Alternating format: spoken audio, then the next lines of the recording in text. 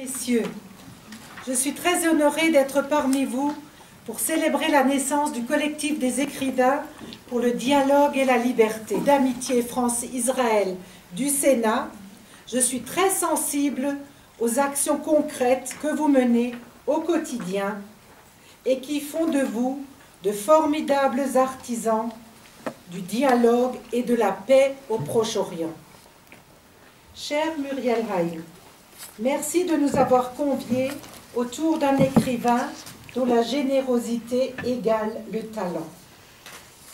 Cher Boualem Sansal, permettez-moi de saluer votre courage et de vous remercier très sincèrement pour le don que vous avez décidé de faire à l'association Un cœur pour la paix.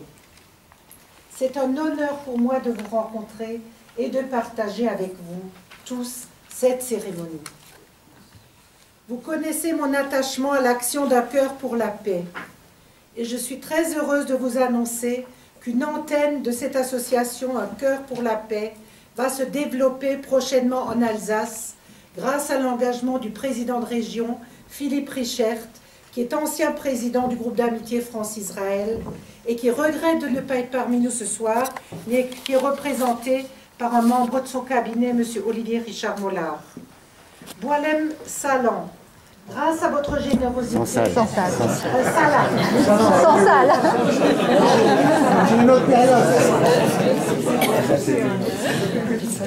Grâce à votre générosité, les enfants palestiniens malades du cœur vont être sauvés par des médecins israéliens et palestiniens, ainsi que des infirmières qui travaillent ensemble.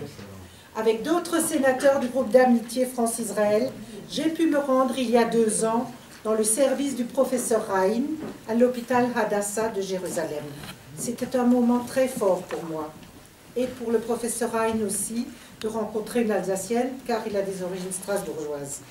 J'ai également eu à plusieurs reprises l'occasion de saluer l'engagement exemplaire de ces médecins qui soignent les enfants, réconfortent les familles sans distinction d'origine ou de confession. Et je l'ai vu de mes propres yeux en visitant ce service de chirurgie pédiatrique. De voir des infirmières côte à côte, palestiniennes, israéliennes, j'en ai encore la chair de poule, ça, c'est un événement merveilleux. Chaque semaine, la vie d'un enfant palestinien est sauvée grâce à ces médecins et au soutien de l'association.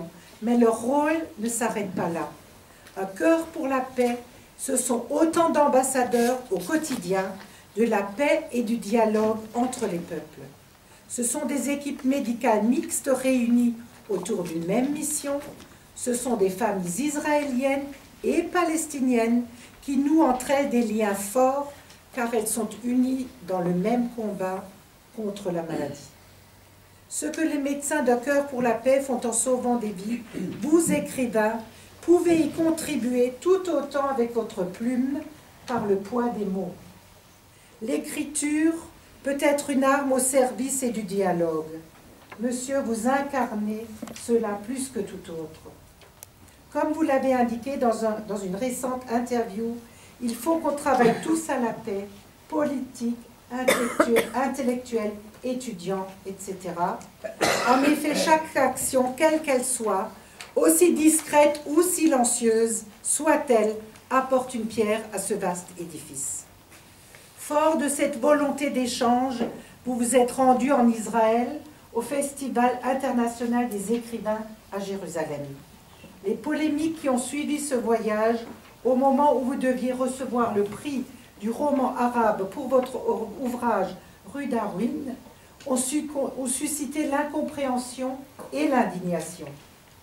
D'autres écrivains éditeurs, parmi lesquels Thierry Meyer, ont tenu à se mobiliser autour de vous.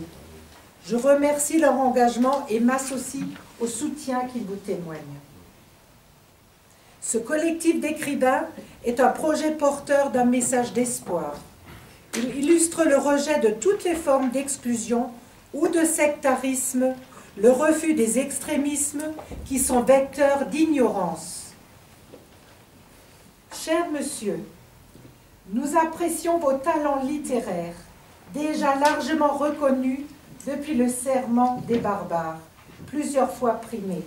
Nous connaissions vos prises de position, souvent courageuses, en particulier celles qui concernent le régime politique de votre pays d'origine, l'Algérie. Vous nous donnez aujourd'hui une formidable leçon d'humanisme par l'aide que vous apportez pour sauver des vies d'enfants par les valeurs que vous portez. Je suis fière d'ouvrir cette cérémonie et de rendre hommage à des femmes et des hommes d'exception. Merci à vous tous, écrivains, médecins, pour votre action concrète en faveur du dialogue et de la liberté.